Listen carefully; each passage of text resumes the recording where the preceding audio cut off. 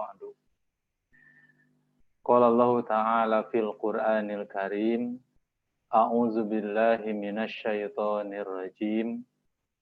Faman kana yarju liqa'a rabbih falyamal amalan sholihan wala yusyrik bi ibadati rabbih ahada. Al-ayat. Faqala Allah Ta'ala aidan fi kitabihil karim, kullu nafsin za'iqatul maut. Al-ayat. Faqala Rasulullah sallallahu alaihi wasallam, aksiru min zikri hazimil lazat, yakni al-maut. Al-hadis rawahu Tirmidzi.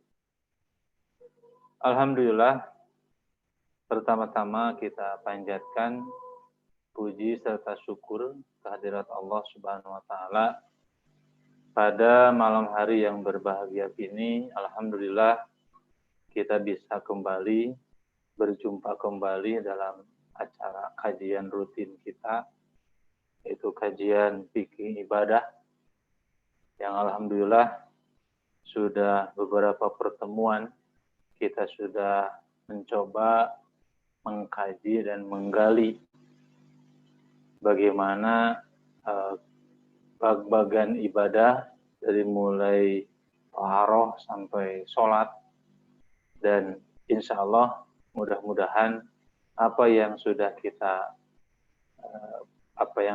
kita dalami ini menjadi ilmu yang bermanfaat, menambah pemahaman, menambah pengetahuan, dan juga mudah-mudahan hal tersebut bisa menambah kualitas amal ibadah kita semua kepada Allah Subhanahu wa taala.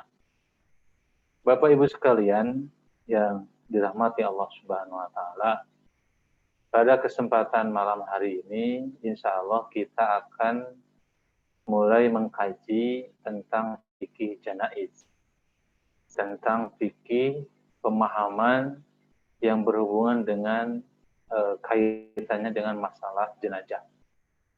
Jadi dari mulai kita memahami apa itu yang disebut dengan kematian, kemudian juga kita mencoba nanti mengkaji, menggali hal-hal apa saja yang harus kita persiapkan dalam rangka menghadapi kematian, termasuk sebagai hak muslim terhadap muslim yang lain.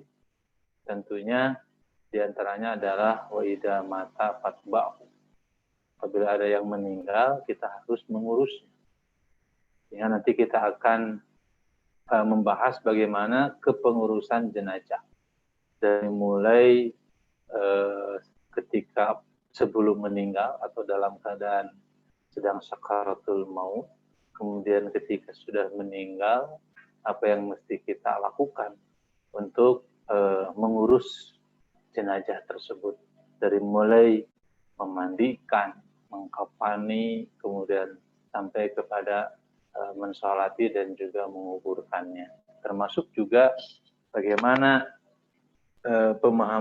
bagaimana syariat dalam hal ini ketika ada orang yang meninggal. Nah, nanti mungkin insya Allah akan dibahas secara lebih dalam lagi, dan insya Allah kalau saya melihat ini pembahasannya begitu panjang, tapi insya Allah kita akan bahas sedikit demi sedikit.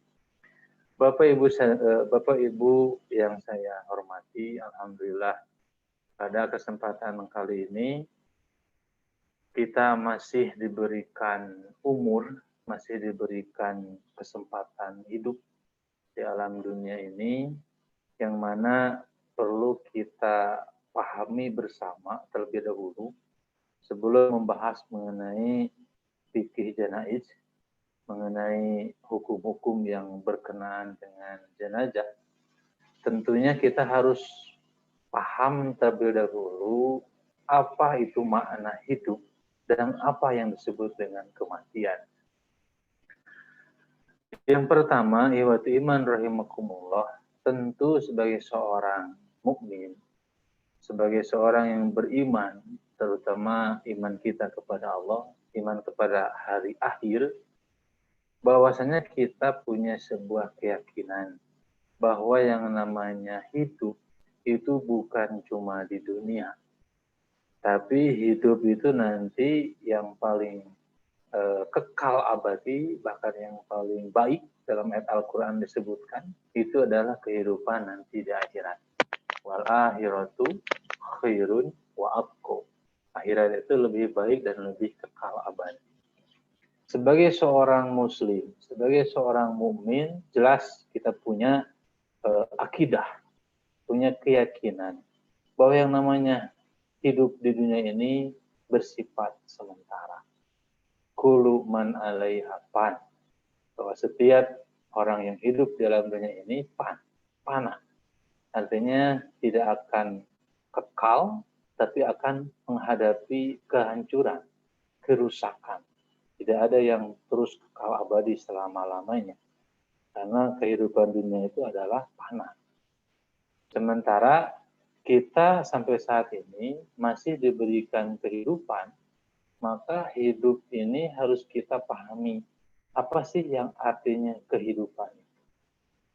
Salah seorang ulama menyampaikan bahwa yang namanya hidup itu ibaratnya seperti anak panah yang dilepaskan dari busurnya.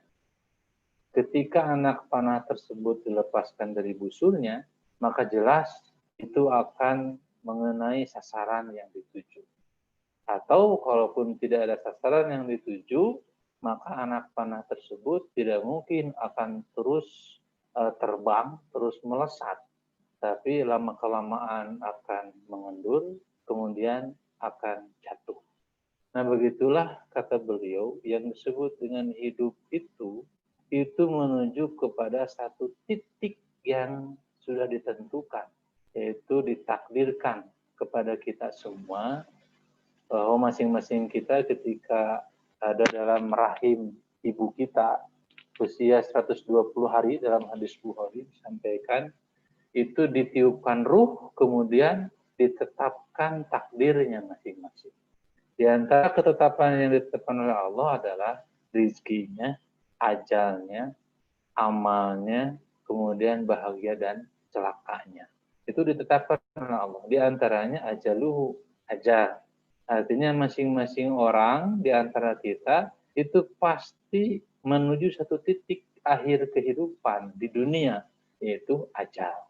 Dan dalam hal ini tentunya kita harus punya sebuah keyakinan juga.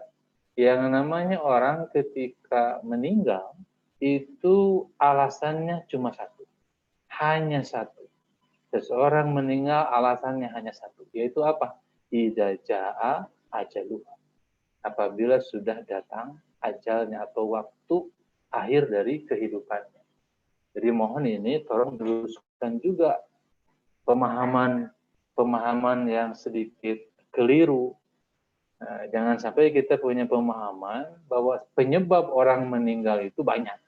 Ada yang disebabkan meninggal karena sakit, ada yang meninggalnya disebabkan karena kecelakaan, kemudian termasuk juga yang sekarang sedang rame ya, yaitu meninggal dikarenakan wabah COVID misalnya.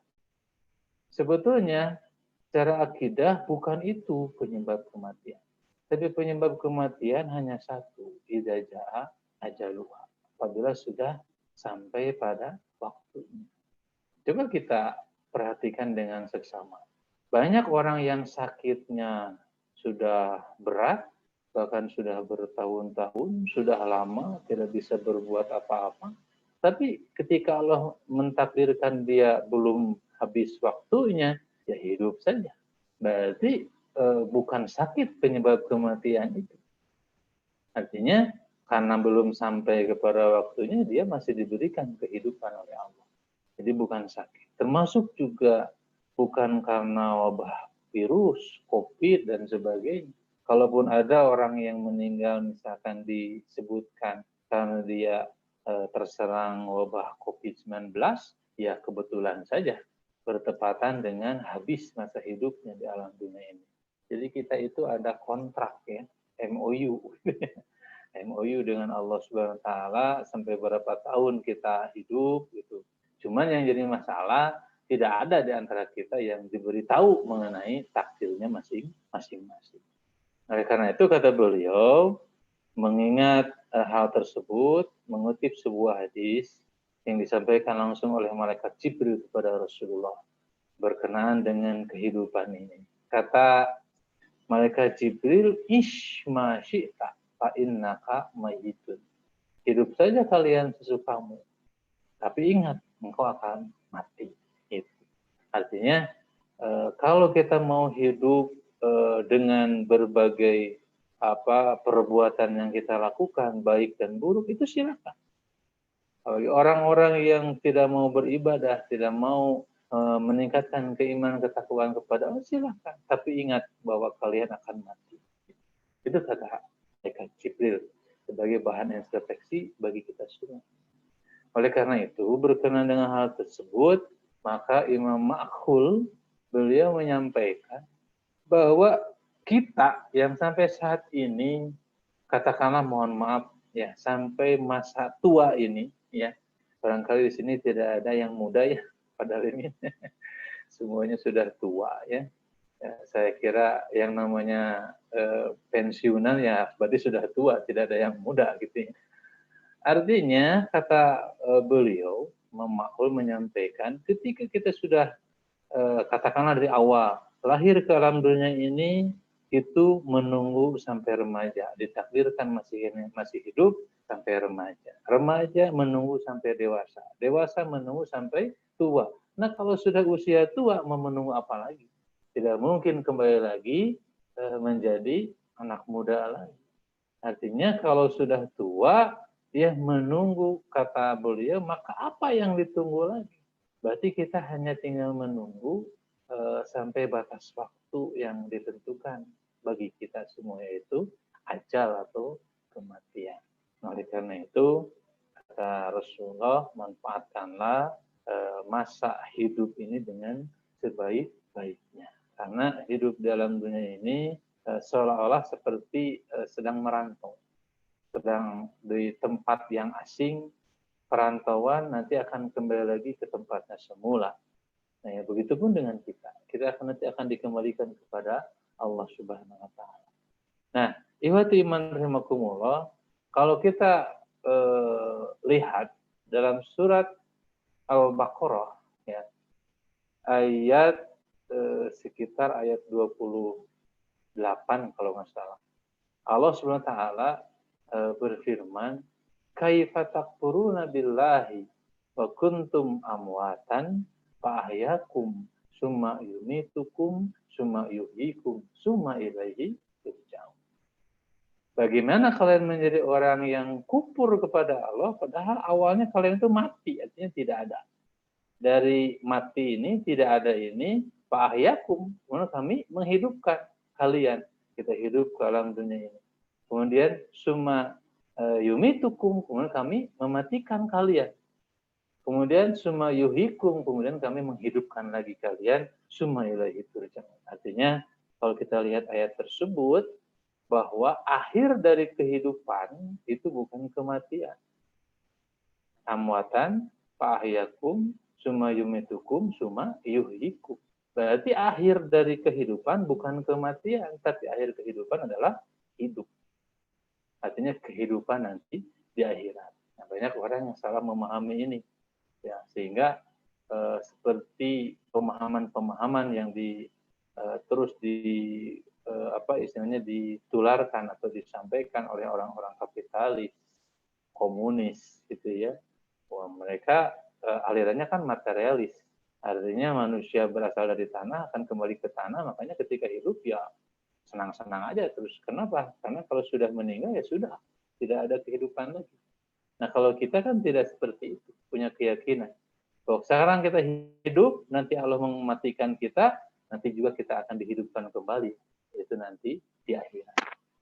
Nah ihwati iman rahimakumullah, kembali ke pembahasan mengenai tentang janaiz ini, bahwa yang namanya manusia tidak ada satupun yang hidup di dunia kekal dan abadi. Semua makhluk ciptaan Allah tidak ada yang kekal dan abadi. Yang kekal dan abadi Al-Hayyu, Al-Qayyum, Al-Baqu itu hanyalah Allah Subhanahu wa taala. Termasuk manusia. Allah SWT menyampaikan dalam Al-Qur'an surat Al-Imran, kullu nafsin dha'iqatul maut. Setiap jiwa itu pasti akan menghadapi kematian. Nah, tentu dalam hal ini setelah kita paham makna kehidupan seperti itu, berarti sekarang kita harus memahami terlebih dahulu apa yang disebut dengan kematian. Kita punya sebuah keyakinan bahwa hidup itu ada dua kehidupan, yaitu kehidupan di dunia yang fana ini, di dunia yang fana ini. Yang kedua adalah kehidupan di akhirat yang kholidah, yang kekal. Ya, memang ada dua kehidupan. Kehidupan dunia dan kehidupan di akhirat. Seorang ulama menyampaikan, wa dunya mazra'atun lil akhirah. Dunia itu adalah tempat bercocok tanam untuk nanti di akhirat. Tempat kita berusaha, berniaga, mencari bekal untuk nanti di akhirat. Sehingga barang siapa yang melaksanakan amal soleh ketika hidup di dalam dunia ini, maka dia akan mendapatkan kesuksesan. Itu mendapatkan kebahagiaan nanti di akhirat. Tapi barang siapa yang justru malah melakukan perbuatan-perbuatan yang jelek, perbuatan-perbuatan dosa, kedurhakaan, maka dia akan mendapatkan siksa Allah nanti di akhirat. Nah, ini mungkin ya tinggal kita kembalikan kepada kita yang mau yang mana.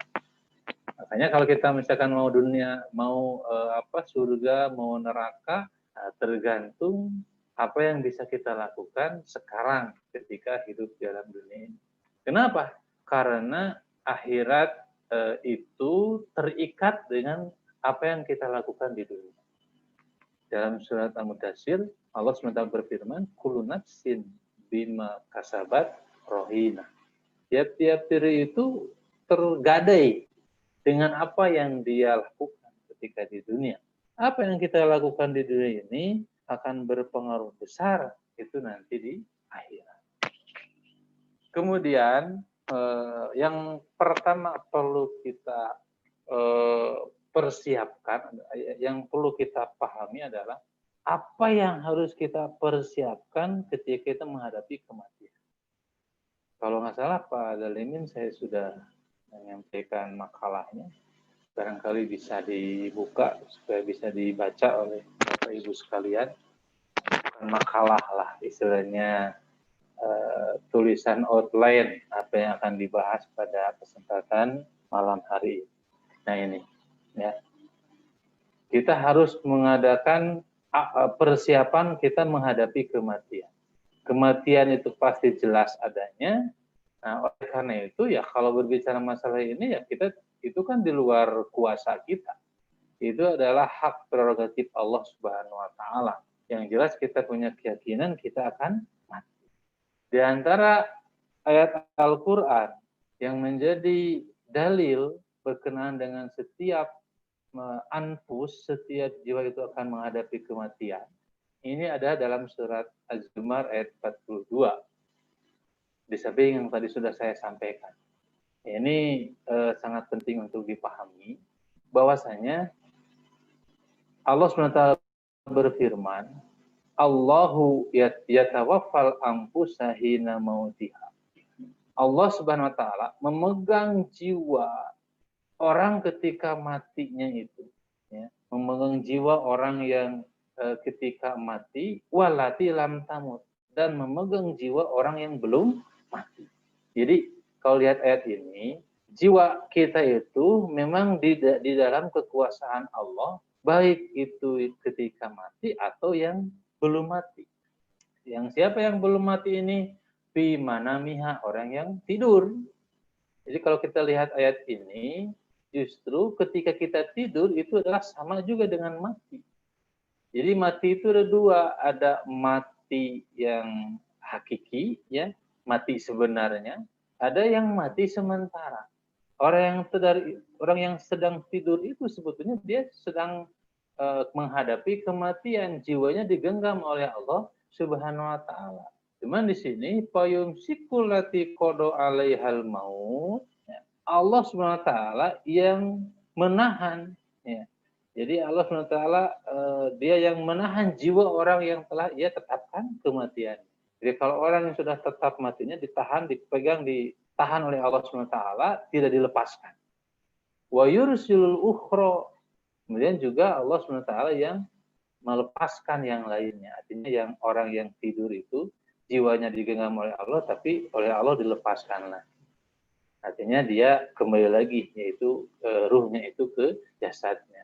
Melepaskan jiwa yang lain sampai waktu yang ditentukan. Ila ajalin musamma. Sampai batas waktu, berarti kalau dia belum takdirnya meninggal, ya udah dilepaskan lagi. Oleh karena itu ketika kita berdoa, ya, sebelum tidur kan doanya juga bismika Allahumma ahya wa amut. Dengan namamu ya Allah, aku hidup dan juga aku mati. Jadi ya yang namanya tidur itu adalah mati sama. Ya. Cuman matinya mati sementara karena ruhnya dilepaskan kembali oleh Allah Subhanahu wa taala. Ketika kita bangun dari tidur, maka kita berdoa, alhamdulillahilladzi ahyana ba'dama amatana wa ilaihin nusyur. Segala puji bagi Allah yang telah menghidupkan kami setelah dimatikan. Artinya memang tidur itu mati. Tapi Allah menghidupkan kembali. Oleh karena itu, iwati iman rahimakumullah, maka yang namanya mati itu ada dua. Ada mati memang selama-lamanya, ada juga mati sementara, yaitu tidur. Nah, bahkan banyak juga ya kejadian orang yang tidur, ternyata dia tidak bangun lagi. Ya, berarti memang ruhnya langsung diambil oleh Allah Subhanahu wa taala. Maka para ulama dalam hal ini menyampaikan bahwa yang disebut dengan mati itu adalah mufariqatur ruhu lil badan. Berpisahnya ruh dengan badan. Jadi kalau misalkan sudah terpisah ruh dengan badan, maka itu sudah kematian. Nah, tapi kalau misalkan belum berpisah, hanya ditahan saja oleh Allah, apalagi yursilul ukhra, dikembalikan, dilepaskan kembali, berarti dia belum meninggal. Termasuk juga ada kejadian orang yang mati suri, gitu ya. Itu berarti memang ruhnya memang belum diambil secara paten oleh Allah Subhanahu wa taala. Nah, baik iwati iman rahimakumullah, makanya dalam hal ini untuk kita sebagai manusia yang penuh dengan kekurangan dan kelemahan, maka disunahkan bagi kita sebagai umat manusia untuk memperbanyak mengingat kematian. Mempersiapkan diri untuk menghadapi kematian itu. Dalam hadis riwayat Ibnu Majah, Rasulullah SAW bersabda, aksiru zikru hadimil lazat, yakni al-maut. Kata Rasulullah, perbanyaklah oleh kalian mengingat yang menghilangkan atau memutuskan kelezatan. Yang memutuskan kelezatan itu ya disebut dengan hadim. Hadim itu adalah al-qati, yang memutuskan al-lazat, kelezatan, kenikmatan, kesenangan dunia, yakni al-maut, yaitu kematian. Makanya Rasulullah memerintahkan kita untuk memperbanyak mengingat kematian, karena ini pengaruhnya akan begitu besar. Kalau kita senantiasa ingat mati, maka insya Allah kalau kita ingat mati akan menjadi perisai, benteng bagi kita semua untuk tidak melakukan satu perbuatan-perbuatan yang dilarang atau di luar aturan dari Allah dan Rasulnya. Kenapa? Karena kita ingat kita itu akan mati. Hanya Rasulullah dalam hadis yang lain menyampaikan bahwa al-kaisu mandana nafsahu wa amila lima ba'dal maut. Orang yang cerdas itu, orang yang pintar itu, kata Rasulullah, adalah orang yang bisa mengendalikan dirinya dan juga bisa mengamalkan amalan-amalan kebaikan, amal soleh untuk bekal nanti setelah mati. Itulah yang cerdas. Mumpung belum mati, maka dia beramal-amal apa saja, karya apa saja yang bisa bermanfaat bagi dirinya, bagi orang lain, bagi agama, dilakukan. Kenapa? Karena ingat, kalau sudah mati itu sudah terlambat. Itu. Jadi percuma ada orang, ya katakanlah pangkat pendidikannya tingginya, apalagi dia menjadi seorang menteri, tiba-tiba korupsinya. Jadi uang bansos diambil. Nah itu kan bukan orang yang cerdas, orang yang pintar. Sebaliknya kata Rasulullah, wal ajiz manit taba'a nafsahu hawaha. Orang yang lemah itu adalah orang yang senantiasa mengikuti keinginan hawa nafsunya. Makanya iwatiman rahimakumullah, barangkali ini sebuah hal yang harus jadi istilah tazkirah bagi kita juga, karena jarang-jarang orang ya yang senantiasa mengingat kematian. Kan yang namanya mati justru orang itu ya lumrahnya kan semuanya juga takut yaitu akan mati. Ya, padahal mati bukan untuk ditakuti karena memang tadi disampaikan itu sudah satu kepastian. Ya, cuman waktunya saja kapan yang kita tidak tahu. Artinya kematian bukan untuk ditakuti, tapi apa yang bisa kita lakukan sebelum kematian menjemput kita. Nah, makanya dalam hal ini memperbanyak mengingat kematian itu akan berpengaruh, berefek kepada amaliyah kita semua. Kalau para sahabat, diantaranya dalam riwayat Umar bin Khattab, ya, itu senantiasa mengadakan majelis khusus. Majelis khusus disebutnya dzikrul maut.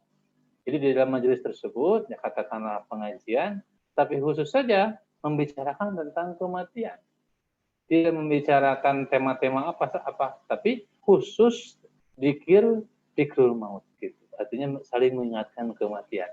Sampai disebutkan dalam riwayat Umar bin Khattab itu sampai basah bajunya, kenapa basah oleh air mata. Ya, kalau di kita kan jarang-jarang ya orang yang khusus berzikir untuk mengingat kematian. Nah, ini kan efeknya akan sangat berpengaruh besar ya untuk kita sebagai seorang muslim, seorang mukmin. Nah, iwati iman rahimakumullah. Oleh karena itu, dalam hal ini Imam Al-Baihaqi dan An-Nasai menambahkan riwayat tentang aksiru dzikra di miladat ini, disebutkan kenapa kita harus banyak mengingat kematian, karena dengan mengingat kematian ini maka kita akan menjadi orang yang kecil. Seolah-olah itu kita itu adalah orang yang sangat kecil sekali ya di mata Allah Subhanahu wa taala. Sehingga bisa memompa semangat untuk lebih memperbanyak amal ibadah. Dalam hadis yang diriwayatkan oleh Ibnu Mas'ud, Rasulullah SAW pernah berkata kepada para sahabatnya. Kata Rasulullah, istahyu minallahi haqqal haya. Kata Rasulullah, beliau menyampaikan, mintalah kalian kehidupan sebagai hak kehidupan, hak orang yang hidup. Mintalah kepada Allah. Mintalah kehidupan kepada Allah, karena itu adalah hak orang yang hidup. Maka Ibnu Mas'ud mengatakan, kulna, kami berkata, ya, kami berkata, kata para sahabat, ya, kata para sahabat disampaikan bahwa nastahi ya Nabi Allah walhamdulillah. Kami kan sekarang hidup, wahai Rasulullah, dan alhamdulillah segala puji bagi Allah. Maka kata Rasulullah sadak, bukan itu yang dimaksud. Walakinnal istihya minallah haqqal haya. Tapi yang dimaksud minta kehidupan dari Allah sebagai hak orang yang hidup ini adalah antah pada ra'sa wa mawa'an. Engkau bisa menjaga kepala dan apa yang ada di kepala itu. Kemudian engkau bisa menjaga perut dan apa yang ada di dalam perut. Wal tadkur al maut. Dan hendaklah engkau mengingat kematian wal bila dan juga bala atau musibah atau malapetaka. Itu yang dimaksud oleh Rasulullah. Artinya bukan masalah kehidupannya. Apa yang kita lakukan ketika kita masih hidup. Di antaranya kita bisa menjaga diri. Ya, apa istilahnya, kepala, perut ini sebagai simbol. Kita diberikan kehidupan oleh Allah, masih punya kepala, masih punya perut, masih punya anggota badan yang bisa normal bergerak dan sebagainya, maka wal tadkuril maut wal bila. Nah, ingatlah kematian dan juga musibah atau malapetaka. Ya. Dalam hal ini yang dimaksud adalah bagaimana kita bisa mengefektifkan umur kehidupan yang diberikan oleh Allah Subhanahu wa taala untuk nanti akhirat. Maka dalam hal ini Rasulullah menyampaikan waman aradal akhirah taraka zinata dunya, barang siapa yang menginginkan akhirat maka dia akan meninggalkan itu keindahan atau perhiasan dunia. Faman fa'ala dzalik faqad istahya minallahi haqqal haya. Barang siapa yang melakukan hal itu maka dia sudah meminta kehidupan dari Allah, kehidupan yang betul-betul kehidupan. Ya. Artinya dia akan dipandang orang yang memang diberikan kehidupan oleh Allah kalau hidupnya dipakai dengan baik. Jadi begini, dalam tafsir disampaikan, dalam syarah disampaikan bahwa yang dimaksud ini artinya Allah SWT memandang seseorang itu hidup kalau kehidupannya dipakai untuk mengabdi beribadah kepada Allah. Tapi kalau orang katakan secara zahir dia masih hidup, tapi dia tidak dipakai hidupnya untuk beribadah kepada Allah, hakikatnya dia adalah mati. Itu yang dimaksud. Nah, hiwati iman rahimakumullah, oleh karena itu dalam hal ini tentu kita harus betul-betul bisa mempersiapkan diri untuk menghadapi kematian ini. Jadi jangan sampai menjadi orang-orang yang lemah, menjadi orang-orang yang bodoh, ya, karena kita tidak istilahnya memanfaatkan waktu kehidupan kita itu dengan sebaik-baiknya. Kalau sudah meninggal, kalau sudah mati, kan itu kan sudah percuma. Dalam hal ini, ya efektifkan, optimalkan hidup kita dengan sebaik-baiknya sebelum datang kematian. Satu kali pernah Abu Dzar Al-Ghifari, ya. Beliau itu terkenal menjadi orang yang seorang sahabat yang tajam lidahnya, ya. Tajam lidahnya. Satu waktu beliau pernah ditanya, apa sih yang kamu senangi dalam kehidupan di alam dunia ini? Ternyata beliau malah menjawab jawabannya yang justru lumrahnya orang tidak senang, tidak suka. Beliau menjawab, aku paling senang kalau dalam kondisi aku sedang kelaparan. Ya. Jadi paling senang kalau dalam kondisi sedang lapar. Maka kenapa seperti itu? Kata beliau, kalau sedang lapar maka otak itu cemerlang. Ya. Jadi maksudnya ketika banyak memperbanyak saum, ketika orang saum maka pikirannya akan lebih jernih. Kemudian kata dia, aku paling senang kalau aku sedang sakit. Yang mana lumrahnya orang kan tidak mau sakit. Tapi Abu Dzar paling senang kalau diberi sakit. Kenapa kamu seperti itu? Maka kata beliau menjawab, karena kalau saya sedang sakit, maka merasa lebih dekat dengan Allah Subhanahu wa taala. Jadi ibadah berdoanya lebih khusyuk gitu ya. Itu kalau dalam keadaan sedang sakit. Dan yang terakhir beliau menyampaikan, aku paling senang kalau aku sedang ingat mati. Ya. Jadi kalau ingat mati itu ibadah itu akan lebih bersungguh-sungguh. Ya, kalau misalkan diterapkan di kita pun sama ya. Ya, kalau misalkan orang takdir punya masing-masing, tahu takdir kematiannya masing-masing, saya kira akan menjadi orang yang soleh semua ya. Apalagi kalau tahu besok akan meninggal, ya pasti akan sungguh-sungguh yaitu dalam beribadah. Nah, iwati iman rahimakumullah, itu salah satu contoh yang digambarkan oleh Abu Dzar Al-Ghifari. Beliau menyampaikan itu, jadi ibrah pelajaran bagi kita semua. Yang namanya kematian itu setiap manusia pasti akan mati, tinggal bagaimana kita mensikapi kematian itu. Bukan untuk ditakuti, bahkan harus selalu kita ingat terhadap kematian. Iman rahimakumullah, sehingga apa yang perlu kita persiapkan untuk menghadapi kematian? Yang pertama, kita harus keluar dari kedoliman. Harus menjadi orang yang bertobat. Harus menjadi orang yang menjauhi kemaksiatan dan juga melaksanakan ketaatan kepada Allah Subhanahu wa taala. Nah, iman rahimakumullah, kedoliman yang dimaksud ini ya artinya banyak ya. Yang dolim itu kan berbuat aniaya, berbuat dolim itu sebetulnya kebalikan dari syukur ya. Kalau syukur itu kan menempatkan sesuatu pada tempatnya. Maaf, dolim itu kebalikannya dari adil.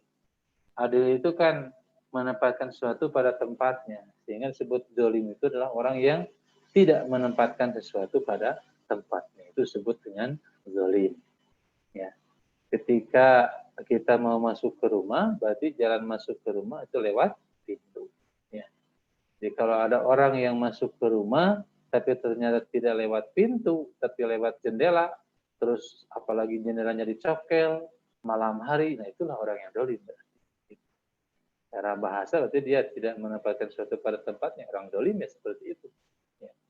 Jadi tidak mungkin ada orang yang dolim masuk lewat pintu utama, beri ketat rok salam, saya mau mencuri, mau merampok, boleh minta izin gitu ya. Tidak seperti itu. Karena dolim ini ada beberapa. Yang pertama, dolim yang paling besar itu dolim kepada Allah Subhanahu wa taala. Apa kedoliman kepada Allah Subhanahu wa taala? Itu adalah menyekutukan Allah. Inna syirka la zulmun adzim. Sesungguhnya perbuatan musyrik itu adalah kedoliman yang besar, ya. Kedoliman yang besar. Menyekutukan Allah itu adalah kedoliman yang besar. Nah, dalam surat Al-Kahfi juga yang ada di sini, Al-Kahfi itu ayat ke 110, Allah SWT berfirman. Jadi sesungguhnya kami telah menerima wahyu. Kul innama ana basyarun mislukum yuha ilayya. Katakanlah sesungguhnya aku ini adalah manusia biasa seperti kamu. Cuman yuha ilayya, diberi wahyu kepadaku. Annama ilahukum ilahu wahid. Bahwasanya sembahan kalian itu adalah sembahan yang satu, yaitu Allah Subhanahu wa taala. Faman kana yarju liqa rabbi, barang siapa yang menginginkan bertemu dengan Allah Subhanahu wa taala, fal ya'mal amalan sholihan. Maka hendaklah dia melaksanakan amal soleh. Ya, amal kebaikan. Wala yusyrik bi ibadati rabbih ahadan. Dan janganlah mempersekutukan Allah dengan seorang pun dalam beribadah kepada Allah Subhanahu wa taala. Artinya kalau orang berbuat musyrik kepada Allah, itu adalah kedoliman yang nyata, kedoliman yang paling besar. Ada juga dolim terhadap Rasulullah, yaitu dengan cara apa? Mengingkari sunnahnya, bahkan tidak mau mengikuti teladan Rasulullah Shallallahu Alaihi Wasallam. Itu adalah kedoliman kepada Rasul. Dan juga yang ketiga adalah kedoliman terhadap sesama manusia. Ya.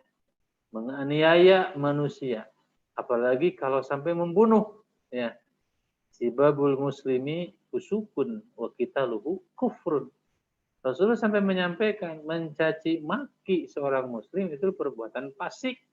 Adapun membunuhnya itu adalah perbuatan kufur. Ya.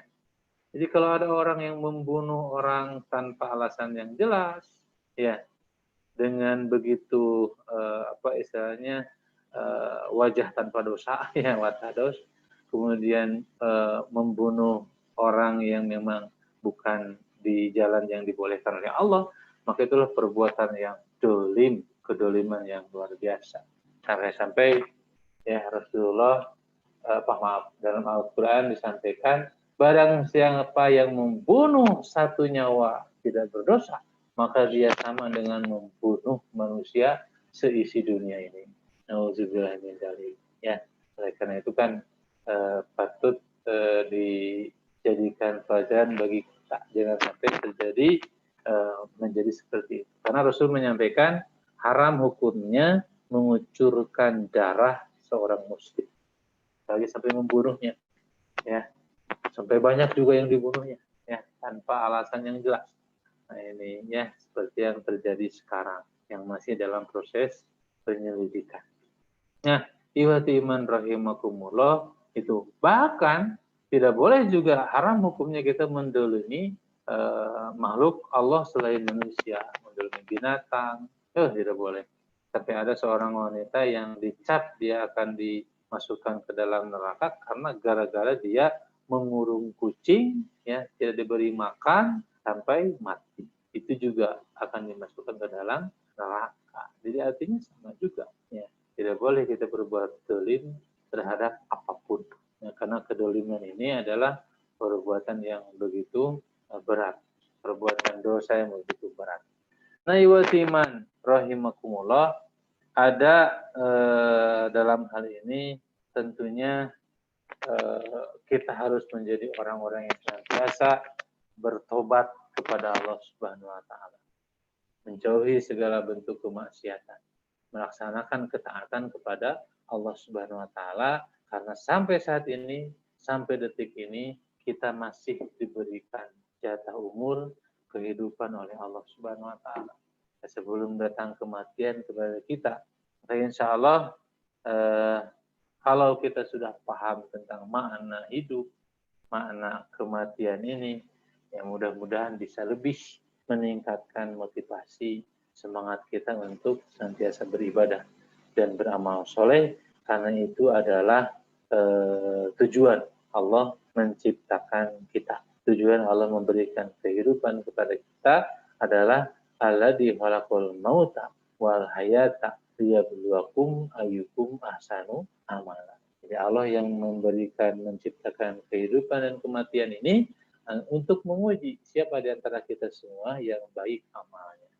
Nah, iwati man rahimakumullah, insyaallah barangkali itu terlebih dahulu yang perlu saya sampaikan sebagai pengantar dalam fikih janaiz ini, yaitu memahami makna hidup dan mati. Insyaallah kita akan membahas nanti ke depannya, katakanlah bukan penyebab, ya, tapi hal-hal yang biasanya bisa mengantarkan kepada kematian.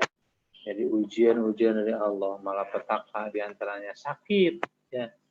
Nah, insya Allah itu juga akan disampaikan terlebih dahulu sebelum masuk ke dalam pembahasan mengenai fikihnya, itu fikih ibadahnya. Tapi perlu disampaikan juga hakikat kematian itu seperti apa, termasuk bagaimana adab-adab kita menengok orang yang sakit, termasuk juga bagaimana ketika kita ada orang yang sakit, kemudian istilahnya secara syariat kita lihat dia sedang menghadapi sakaratul maut, apa yang mesti kita lakukan, ya. Nah, apa yang mesti kita lakukan? Maka insya Allah barangkali itu terlebih dahulu yang perlu disampaikan. Insya Allah mudah-mudahan untuk kedepannya bisa ditambah dengan tema yang berikutnya. Pada Alimin, terlebih dahulu mungkin itu yang perlu disampaikan. Selebihnya silakan kalau ada yang perlu ditanyakan atau didiskusikan. Iya, terima kasih Pak Ustadz atas penyampaiannya dan paparannya. Dan alhamdulillah Bapak Ibu sekalian, kita telah dengarkan bersama dan kita menyimaknya bersama paparan dari Pak Ustadz Siddiq, mudah-mudahan dapat kita pahami. Dan apabila ada hal yang memang perlu ditanyakan, dipersilakan kepada Bapak dan Ibu sekalian untuk menanyakannya melalui chatting ataupun melalui bertanya secara langsung kepada Ustadz M. Siddiq. Nah, sebelum kita lanjutkan, barangkali saya lihat dulu ada yang sudah masuk ini pertanyaan dari Pak Wawan, Pak Ustadz, yang ada 3 pertanyaan. Yang pertama, apakah ada keterangan ciri-ciri orang yang meninggal husnul khotimah? Kemudian yang kedua, apabila diperbandingkan lebih utama mana mensolatkan jenazah atau mengantar ke pemakaman? Itu yang kedua. Dan yang ketiga, apakah orang yang sudah mengucapkan bahwa akhirat itu hayalan masa depan masih berhak disolatkan? Hatur nuhun Pak Ustadz. Ya. Dipersilakan Pak Ustadz. Langsung saja ya. Ya, mangga, Pak Ustaz. Dari Pak Wawan yang Pak Wawan. pertama, pertanyaannya, apakah ada keterangan ciri-ciri orang yang meninggal husnul khotimah? Ya, jadi kita mesti tahu dulu ya, husnul khotimah itu kan baik di akhirnya, baik di penutup kehidupannya. Kebalikannya adalah su'ul khotimah. Rasulullah pernah bersabda, innamal a'malu bil khawatim. Sesungguhnya amal itu bisa dilihat dari penutupnya. Jadi sebelum dia meninggal, dia dalam keadaan apa? Maka ketika kita ingin mencari tahu apakah ini orang yang meninggal husnul khotimah atau su'ul khotimah, lihat saja amal apa yang dia lakukan atau dalam kondisi situasi apa ketika dia sebelum meninggal. Gitu. Ya, bahkan dalam hadis kan disampaikan seperti ini. Kata Rasulullah menyampaikan, qad kutiba alaikum maq'adahu minan nar au minal jannah. Kata Rasulullah, sudah ditetapkan bagi kalian itu tempatnya nanti di akhirat apakah di surga atau di neraka. Jangankan ajal kematian, surga dan neraka pun itu sudah ada ketetapannya. Sudah ditakdirkan. Jadi ada orang ini si A takdirnya ke surga, si B takdirnya ke neraka. Itu sudah ada takdir masing-masing kita itu di Lauhil Mahfuz itu. Ya. Maka ini menimbulkan pertanyaan yang besar dari para sahabat. Ya Rasulullah, kalau begitu untuk apa kita beramal? Ya.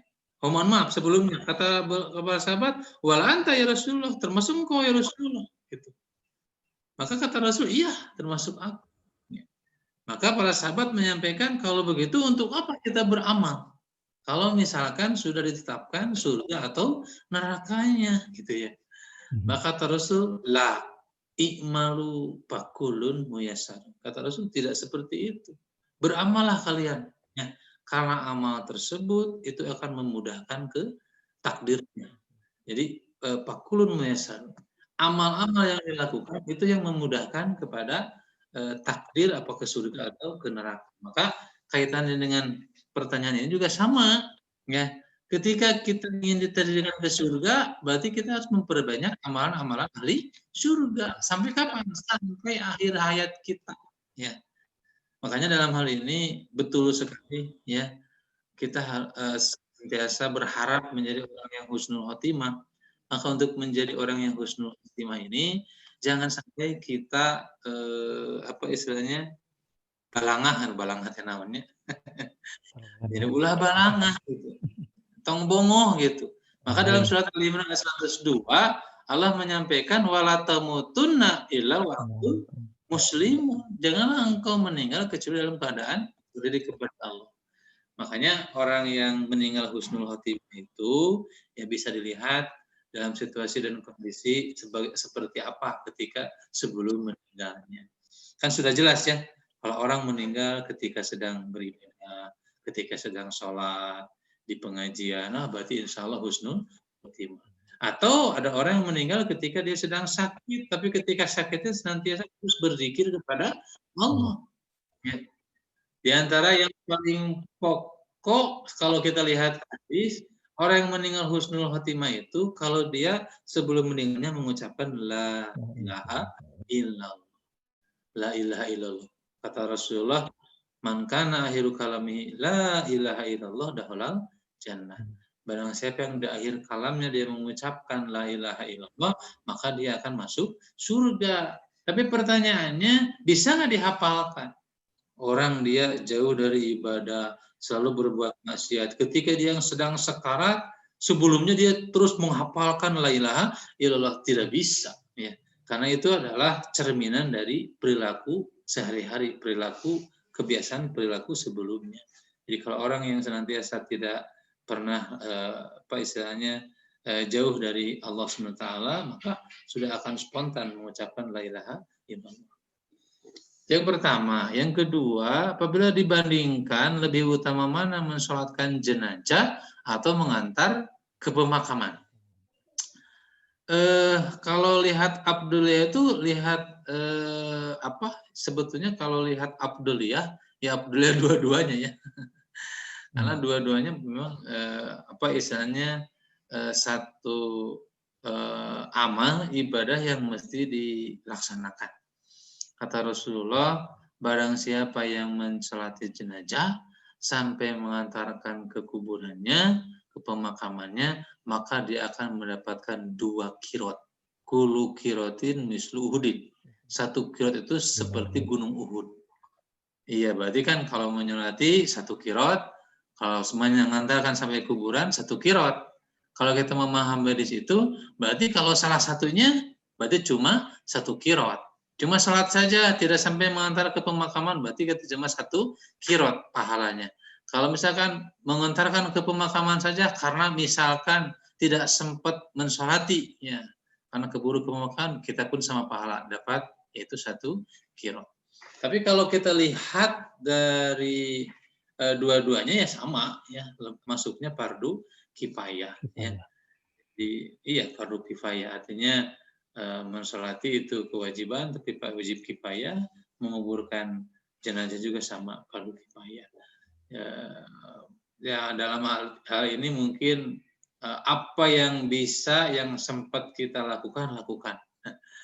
Lebih baik kalau dua-duanya, apalagi itu lebih baik. Tapi kalau misalkan pertanyaannya lebih utama mana, ya situasional sih. Situasionalnya itu maksudnya, ya kalau sempat dia mensolati, ya lebih utama dia mensolati. Ya, sayang, ya.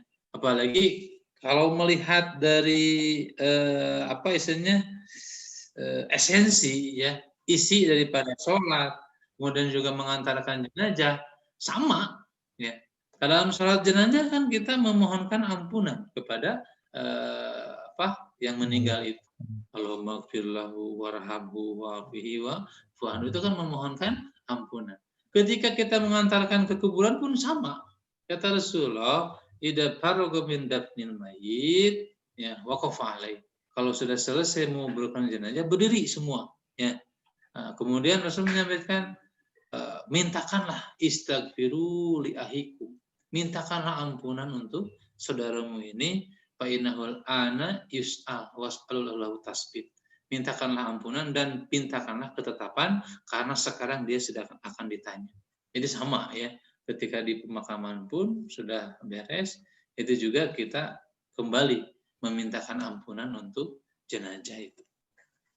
Barangkali yang kedua itu, ya, jadi lebih utama mana, ya, situasional, ya. Ya, kalau sempat dua-duanya itu yang lebih utama.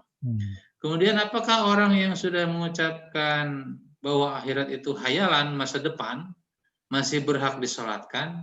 Nah, ini kan maksudnya gini, kalau orang menganggap itu hayalan, menganggap dongeng semata, ya, itu kan seperti karakternya orang-orang kafir, orang-orang yang mendustakan agama.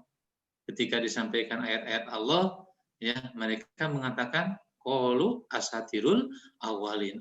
Ini mah cuma dongeng saja, hayalan saja. Berarti dia sudah melakukan tindakan orang kafir. Ya.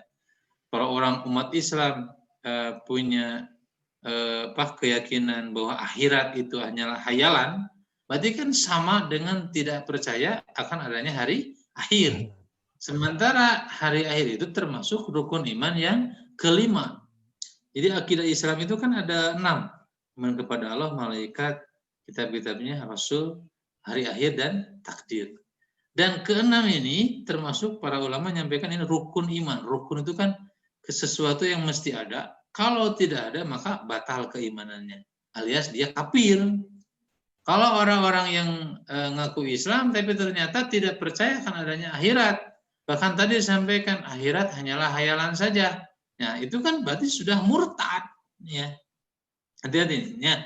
Jadi kalau yang 6 rukun iman ini salah satunya ditinggalkan, dia sudah otomatis murtad sebetulnya. Ya.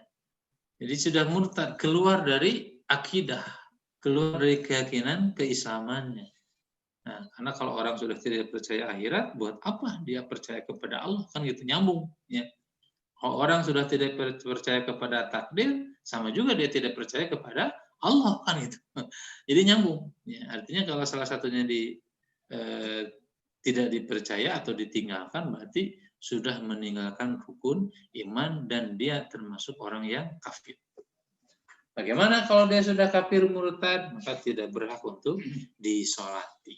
Ya, karena sholat jenazah itu kan hak muslim terhadap muslim. Itu kan dia sudah keluar dari keislaman. Nah, barangkali itu ya untuk Pak Wawan. Ya, sementara seperti itu. Terima kasih Pak Ustadz. Itu ada dari pertanyaan dari Pak Wawan, dan kemudian untuk pertanyaan selanjutnya dari Pak Ruby. Pak Ustadz, apakah yang dimaksud dengan talqin dan bagaimana hukumnya, Pak Ustadz? Oke, baik. Dari Pak Ruby ya, apa yang dimaksud dengan talqin dan bagaimana hukumnya? Sebetulnya ini nanti akan dibahas panjang lebar dalam tema tentang persiapan menghadapi kematian, termasuk mentalkinkan orang yang meninggal. Memang dalam hal ini, kalau kita lihat pendapat para imam madhab, ada dua perbedaan pendapat. Ada yang menyebutkan bahwa talqin itu sebelum meninggal, ada juga talqin ketika sudah meninggal atau ketika sudah dikuburkan. Ya. Kalau saya memahami, yang namanya talqin itu artinya talqin itu membimbing. Talqin itu secara bahasa artinya membimbing. Jadi kata Rasulullah, laqinu mautakum la ilaha illallah. Talkinkanlah orang yang menghadapi kematian di antara kalian, maka mautakum di sana diartikan bukan orang yang sudah meninggal. Kalau saya memahami hadis itu, talqin itu berlaku bagi orang yang menghadapi kematian atau ketika sakaratul maut, bukan talqin itu kepada orang yang sudah meninggal. Gitu. Karena dalam hadisnya jelas, laqinu mautakum la ilaha illallah. Talqinkanlah, bimbing orang yang menghadapi kematian di antara kalian, orang yang sedang sakaratul maut, itu dengan ucapan la ilaha illallah. Nanti akan dibahas panjang lebar, kenapa tidak syahadat, kenapa tidak takbir, tapi la ilaha illallah. Karena di antaranya la ilaha illallah ini adalah kalimah thayyibah yang paling utama. Ya. Maka dalam hadis tadi Rasul menyampaikan, man kana akhiru kalamihi la ilaha illallah dakhalal jannah. Barang siapa yang mengakhiri akhir kalamnya mengucapkan la ilaha illallah, maka dia akan masuk surga. Artinya memang lafaz talqin yang sahih berdasarkan riwayat yang jelas adalah la ilaha illallah. Ada juga yang diberi tambahan panjang, ya, la ilallah dan sebagainya ditambah. Itu berdasarkan keterangannya kurang kuat. Dan saya kira kalau kepada orang yang sedang menghadapi sakaratul maut, jangan terlalu dibuat pusing dan bingung, ya, dengan menyuruh kita atau bimbingan dari kita dengan kalimah-kalimah yang panjang. Ya. Nah, jadi cukup saja dengan mentalkirkan la ilaha illallah. Seperti itu, ya. Jadi kalau kita melihat isyarat, oh ini ditalkirkan. Tapi kata Rasulullah, jangan juga terlalu sering, ya. Yo sampai terus dinyanyi, itu akan menjenuhkan orang tersebut, ya, biarkan dulu istirahat. Dan itu kalau orang yang betul-betul beriman dan beramal soleh, tadi sudah saya sampaikan, insya Allah tidak akan susah mengucapkan la ilaha illallah itu. Ini talqin itu mengingatkan saja, kita bimbing. Seperti itu ya. Kalau talqin bagi orang yang sudah meninggal atau di kuburan, ini mungkin yang akan dibahas panjang lebar nanti, harus dibuka riwayat-riwayat berkenaan ini. Tapi secara ini saja dulu, secara logis ya, bahwa orang ketika sudah meninggal kan sudah terputus amal, sudah tidak bisa apa-apa. Jadi talqin ini harus disampaikan kepada orang yang sedang menghadapi sakaratul maut. Itu untuk Pak Ruby. Pertanyaannya yang keduanya, bagaimana hukumnya? Jadi hukumnya bagaimana Pak Ustadz tentang talqin ini? Kalau kita lihat di lafadznya, Rasul menyampaikan laqinu, talqinkanlah, berarti kan amr ya, perintah. Jadi memang dalam hal ini sebagai wujud kita kepedulian terhadap sesama umat Islam yang sedang menghadapi kematian ini, ya. Maka ada yang menghukumi wajib, tapi ada juga menghukumi sunnah, ya. Tapi wujud sebagai hak muslim terhadap muslim yang lainnya, itu dengan cara talqin ini. Jadi talqin ini hanya menjelang ajal saja, ya, seperti itu. Baik, begitu dari Pak Ruby pertanyaannya. Kemudian pertanyaan selanjutnya yaitu dari Ibu Nina Agustina. Ya. Pak Ustadz, betulkah kalau perempuan itu dilarang ke pemakaman, Pak Ustadz? Ya, baik. Perempuan ya, kalau kita lihat riwayat berkenaan dengan ini, memang perempuan itu oleh Rasulullah dilarang untuk pergi ke pemakaman. Ya. Kita lihat dulu keterangannya. Di antaranya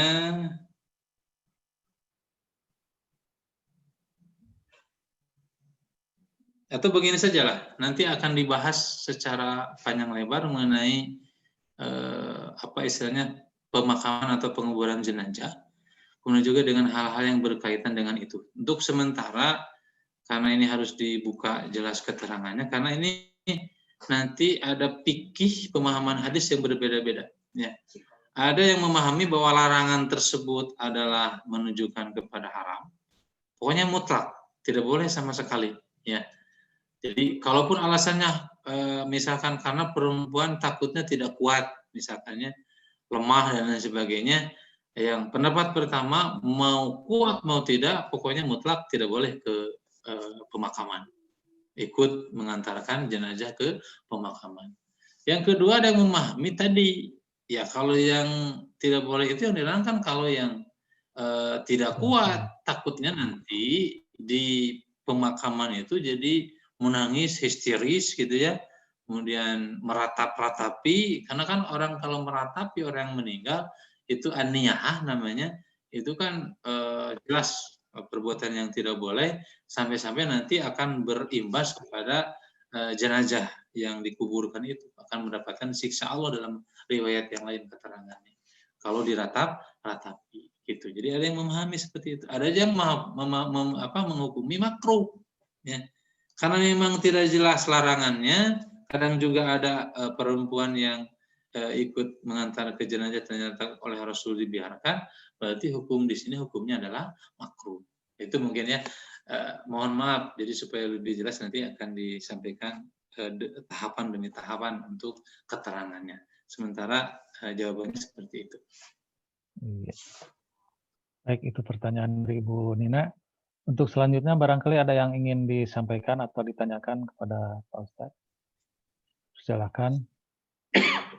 Baik melalui chat atau secara langsung, dipersilakan tinggal membuka mute-nya. Ya. Baik. Bapak Ibu sekalian, kalau tidak ada lagi, barangkali kepada Pak Ustadz untuk bisa memberikan pesan dan nasihatnya sebelum ditutup, dipersilakan. Oh iya, mangga. Pada Limin. Ya, mangga Pak. Mangga Pak Haji, mangga. Oh, di jalan Pak Haji. Oh, Pak Haji di jalan. Mangga. Jalan di Jakarta menuju Bandung ya teh. Janten ke. Alhamdulillah. Masih memonitor di jalan ini. Ya, mohon. Mohon. Pak Ustadz, mohon mangga Pak. Mungkin sekedik lah ya, berbicara tadi masalah husnul khotimah. Saya mengatakan bahwa salah satu ciri husnul khotimah itu meninggalnya di hari Jumat. Apa? Nah, itu apakah bahwa salah satu ciri husnul khotimah meninggalnya hari Jumat. Meninggalnya di hari Jumat, karena hari Jumat ada hari spesial. Lalu alam bisa satu itu. Iya, yang kedua mungkin karena ini lebih elevan. Jaringannya ya. Bahwa setelah meninggal, jadi itu jadi ada diadakan tahlil gitu. Ada yang mengatakan itu boleh, ada yang mengatakan tidak. Nah, kira-kira bagaimana itu? Itu Pak Ustadz. Itu saja barangkali. Makasih. Iya. Baik. Mangga Pak Ustadz. Yang pertama ada yang berpendapat bahwa orang yang meninggal pada hari Jumat itu husnul khotimah. Saya juga pernah baca keterangan itu, tapi kayaknya harus dibuka, harus dikaji apakah hadisnya sahih atau tidak. Yang jelas masuk akal orang yang memahami bahwa barang siapa meninggal pada hari Jumat itu husnul khotimah karena mengingat keutamaan hari Jumat barangkali. Ya. Tapi kalau misalkan betul-betul mengkhususkan bahwa yang meninggal hari Jumat itu husnul khotimah, itu perlu dikaji kekuatan dalilnya. Kenapa? Karena takutnya nanti menjadi salah pemahaman dan salah persepsi. Maksudnya apa? Berarti kan mafhum mukhalafatnya, kalau orang meninggal di luar hari Jumat, bagaimana? Apakah suhul khotimah kan gitu? Jadi nanti akan ke sana. Jadi saya kira tidak bisa dijadikan hujah bahwa orang yang meninggal pada hari Jumat itu husnul khotimah. Saya bertanya gini Pak Ustadz dan rekan-rekan sekalian. Kebetulan sesepuh kita, pembina kita, Bapak Haji Wawan Kanwan, meninggal pada hari Jumat. Tadi malam pada hari Jumat jam 2 itu.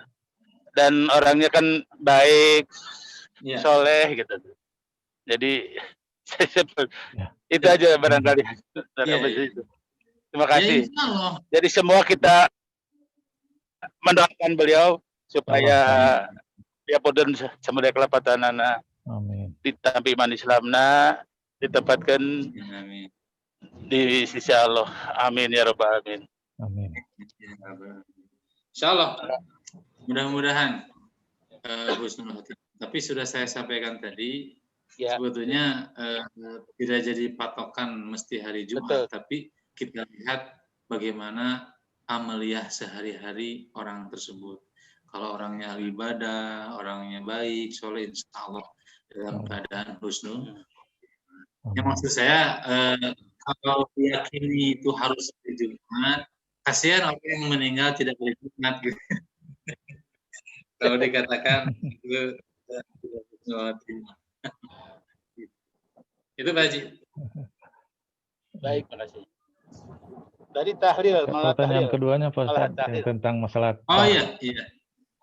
Untuk tahlil, ya, itu tahlil itu kan kalau menurut pemahaman saya, kalau misalkan itu dijadikan sebuah ritual yang disebut dengan ibadah, maka kan harus jelas keterangannya, harus jelas perintah. Kalau saya perhatikan orang yang melakukan itu menggunakan dalil-dalil umum, tidak dalil khusus. Dan orang yang menggunakan menyampaikan bahwa anak Adam itu kalau sudah meninggal kan terputus amalnya kecuali 3. Di antaranya apa? Waladin sholihin yad'ulah. Anak soleh yang mendoakan orang tuanya. Nah, biasanya itu dalil yang dijadikan dalil itu berarti ketika ada yang sudah meninggal, doakan oleh anaknya. Nah, itu kan dalil umum. Sementara kan yang namanya doa di mana waktunya kan tidak ditentukan. Nah, ini kan masalahnya kalau tahlil kan ditentukan. Harus hari ke-1, ke-2, ke-3, ke-7, kemudian ke-40, ke-100. 40, 100. Iya, sampai 7. Setahun. Masalahnya penentuan waktunya itu toh yang jadi masalah. Kalau mau mendoakan silakan, mesti tanggal 1 sampai hari ke-1 sampai hari ke-7, harus hari ke-40, kenapa tidak hari ke-30? Ya. Harus hari ke-100 gitu. Kenapa tidak hari 90? Gitu. Penentuan harinya itu mesti ada keterangan jelas. Kalau itu dianggap sebuah ritual ibadah. Yang kedua, nanti ada orang tertentu yang menjadi perbincangan, perdebatan di kalangan ulama. Sampai saat ini masih belum menemukan solusi, tetap berpedoman dengan hujahnya masing-masing. Yaitu apa? Masalahnya menghadiahkan bacaan-bacaan, bukan doa ya. Kalau doa kan sudah jelas nyampe. Ya, mohon maaf misalkan membaca surat Yasin, membaca surat Al-Qur'an, tahlil itu. Itu yang jadi perdebatan. Apakah sampai atau tidak? Seperti itu. Kalau doa kan jelas nyampe. Itu Pak Haji mungkin. Tapi nanti insya Allah kita akan bahas secara lebar. Itu di nanti insya Allah yang lebar. Kajian terakhir. Tapi kajian terakhir. Pak, boleh saya nanya, Pak? Padahal ini boleh. Punten, assalamualaikum, punten, ganggu, mohon, punten, Bapak, punten, waktu suami saya meninggal, terus Pak Ustadz, punten, waktu suami saya meninggal, pas kan saya lakuin dari di telinganya, terus pas dia ngelepas nyawa tuh, dia menyebut Allahu Akbar kayak gitu. Apakah itu husnul khotimah? Bukannya kalau gitu. Ya. Tentang makmur ya. Tapi Ibu mentalkirkan dengan la ilaha illallah? Iya. Yang saya ingat aja waktu itu soalnya panik, tiba-tiba Pak Ustadz tiba-tiba ya artinya tuh serangan jantung, jadi apa namanya yang ingat saya aja gitu waktu itu tuh. Terus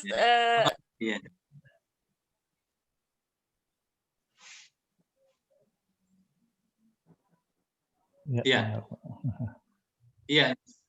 Jadi pertanyaannya, kalau ketika meninggalnya bukan mengucapkan la ilaha illallah, bukan mengucapkan la ilaha illallah, tapi Allahu Akbar gitu ya. Allahu Akbar. Apakah husnul khotimah tetap itu? Apakah husnul tadi ya sudah saya sampaikan? Iya. Ini kok jadi doubling ya Pak ya? Iya. Pengaturan. Tapi jelas Bu kedengarannya? Ya. Ya. Jadi apakah itu husnul khotimah atau tidak? Maka saya sudah sampaikan tadi, lihat situasi kondisi yang orang tersebut sebelum meninggal. Ya. Adapun tadi disebutkan la ilaha illallah itu adalah keutamaan. Siapa yang kalanya mengucapkan la ilaha illallah, maka dia akan masuk surga. Adapun ketika suami ibu tadi mengucapkannya bukan la ilaha tapi Allahu Akbar, kemampuan beliau mungkin yang ingat itu adalah itu karena memang dalam kondisi tegang, kritis dan lain sebagainya. Tapi kan esensinya dia tetap ingat kepada Allah. Maka saya yakin beliau akan ada dalam husnul khotimah walaupun tidak mengucapkan la ilallah. Jadi itu cuma sebentar, la ilallah adalah sebuah keutamaan. Jadi di akhir kalam itu ucapan yang terbaik adalah la ilaha illallah yang akan mengantarkan ke surga. Tapi bukan artinya orang yang mengucapkan Allahu Akbar bukan la ilallah tidak ke surga. Insya Allah tetap kita lihat situasi dan kondisi sebelum meninggal. Ya, kalau senantiasa ingat kepada Allah, berzikir kepada Allah, walaupun pas di akhir ucapannya Allahu Akbar, tetap kan mengingat Allah, maka saya yakin itu adalah husnul khotimah. Atau misalkan karena memang napas tidak bisa, dia cuma mengucapkan Allah, misalkan Allah saja, insya Allah juga dalam keadaan husnul khotimah. Itu Bu. Jadi intinya adalah ketika dia meninggal dalam keadaan mengingat Allah. Ya, terima kasih Pak Ustadz. Enggak bila pada anu pertelasan tinu sanes deh. Bu Firly ini udah dibuka, mau nanya. Enggak. Belum Pak. Belum. Cekap. Mau nanya ini yang kemarin Ustadz. Iya, Bu Firly. Yang minggu kemarin tuh kalau nggak salah Ustadz ada bicara masalah sholat apa tuh? Sholat malam. Sholat malam, sholat witir, tahajud. Bukan, yang pertama itu aku lupa lagi ada catatannya. Kalau nggak salah kemarin itu sholat tahajud pembahasannya. Sholat malam. Sholat witir. Sholat malam. Saya nanya emang ada sholat itu, saya baru dengar. Bukan sholat suruh. Mutlak. Bukan apa tuh? Mutlak. Salat apa, Bu? Hilap deui. Salat hajat bukan, Bu? Bukan, kalau hajat kan udah pernah dengar. Salat apa, Bu? Isra. Surat Isra bukan, Bu? Dicari. Waktunya yang kapan, Bu? Waktunya yang kapan? Udah minggu kemarin, Tat. Bukan, waktu sholatnya yang kapan? Atau yang seperti apa pelaksanaannya? Di waktu kapan? Kalau suruh kan tahu biasa ya yang Ya, Isra. ya suruh ya. Ini tuh, aduh saya pernah nanya catatan saya kemana? Oh saya tanya pada waktu itu cuma di unmute, akhirnya waktunya habis, ya nggak jadi. Oh, salat apa? Kusuk? Salat gerhana apa? Kalau gerhana mah biasa Tat, itu mah justru saya baru dengar kemarin tuh, mau saya tanya sempat saya Salat mutlak talifir. Enggak, Witir. Ibu Ini nanti aja barangkali. bukan Ibu Firly ya untuk sementara lihat Nanti dulu di aja, YouTube, nanti Pak. aja. Di YouTube kan Nanti ada aja. Ibu. ya nanti aja Bu. Iya. Enggak. Cuma yang Intidar. ya memang untuk pertanyaan yang perempuan nggak boleh ke makam itu sebaiknya enggak ya tadi ya. Ya, sebaiknya enggak. Gitu ya. Sebaiknya enggak. Sama. Sebaiknya tidak. Terlepas dengan perbedaan pendapat mengenai hukumnya, ada yang larangan mutlak, ada yang kalau misalkan larangannya ada syarat gitu ya. Kalau misalkan kuat silakan ya, tapi kan tetap ya para ulama menghukumkan makruh. Ngobrol sama Ya. Firly.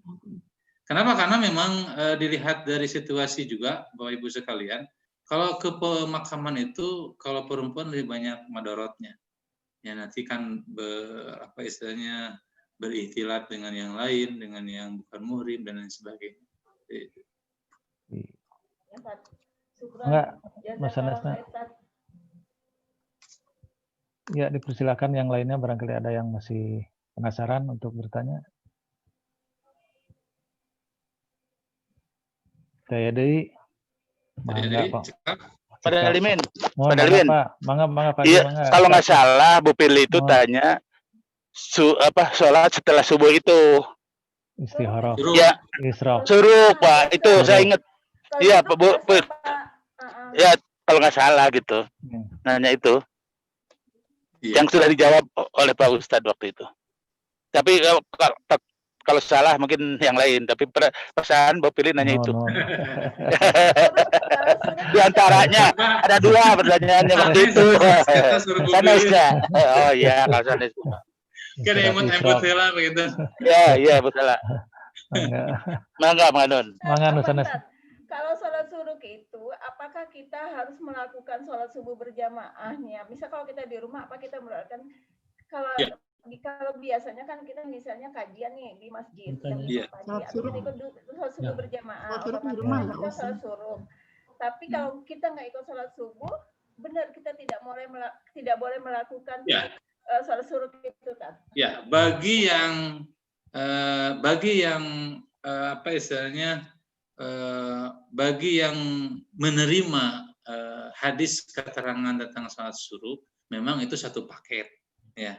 Satu Ya. paket harus di masjid berjamaah, kemudian duduk di masjid, baca Quran, dzikir dan lain sebagainya sampai waktu suruh, kemudian sholat 2 rakaat. Nah, Itu seperti harus satu paket ya, harus di masjid, tidak di rumah kalau suruh itu. Ya. Karena hadisnya juga bunyinya satu paket itu di masjid gitu, ya. Bagi yang menerima, tapi kan saya sudah jelaskan ada juga yang memang melemahkan hadis ini. Ya. Iya. Itu ya. Itu barangkali Bu Firly. sementara Ya. Mangga Pak bila eno naroskeun deui Bapak tanapi Ibu mangga. Asa ninggal Pak Yaya namanya teh. Tujuh Kardi. Mangga. Itu apa? Saya deui Cekap. cekap kami Cekap, Pak Ustadz, cekap patunun. Mangga Pak. Pesan mangga bilih bade anu dirugikeun Baik, nasihat-nasihatna Bapak Ibu sekalian, mohon maaf sebelumnya untuk pembahasan fikih janaiz ini saya tidak bisa langsung ke fikih ibadahnya langsung, yaitu memandikan, kemudian mengkafani, mensolatkan dan lain sebagainya, tapi harus dari awal dulu. Pemahaman kita harus paham terlebih dahulu apa itu hidup, apa itu mati, kematian. Kemudian juga hal-hal yang berhubungan dengan kematian sebagai sebuah isyarat, ya, sebagai sebuah tanda lah gitu ya. Kalau cek orang Sunda mana kila-kila, misalkan sakit, itu perlu dibahas juga. Ya. Makanya insya Allah nanti ke depan saya akan membahas mengenai fenomena tentang sakit.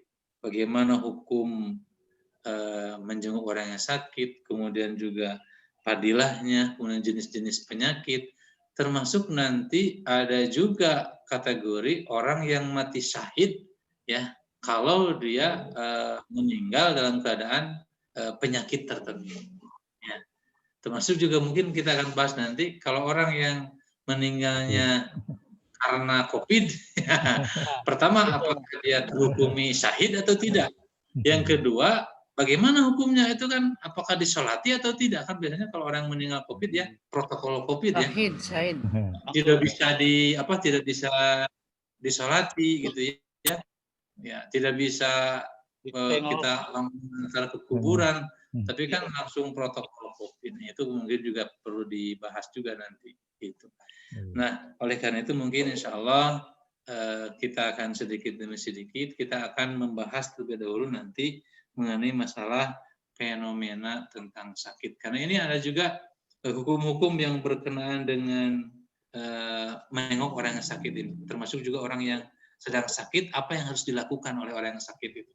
Termasuk dikir-dikirnya, bacaannya, ya, kemudian doa-doanya. Termasuk juga orang yang menjenguk orang yang sakit ada juga keterangan dia harus wudhu dulu.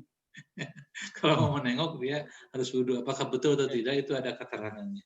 Termasuk yang lain-lainnya berkenaan dengan itu, insya Allah kita akan bahas. Nanti insya Allah kalau sudah selesai kita baru ke proses pembahasan mengenai talqin. Ya. Talqin dulu, ya, baru nanti ke adab-adab ketika orang menghembuskan napas terakhir. Ya. Jadi kalau apa yang mesti kita lakukan. Barangkali itu saja terlebih dulu yang bisa disampaikan. Mudah-mudahan apa yang disampaikan menjadi ilmu yang bermanfaat. Yang betulnya dari Allah betulnya. Kalau ada kekurangan dari saya pribadi, mudah-mudahan kita dipertemukan kembali pada kesempatan berikutnya. Rabbana atina fid dunya hasanah wa fil akhirati hasanah wa qina adzabannar. Alhamdulillahirabbil alamin. Wassalamualaikum warahmatullahi wabarakatuh. Waalaikumsalam warahmatullahi wabarakatuh.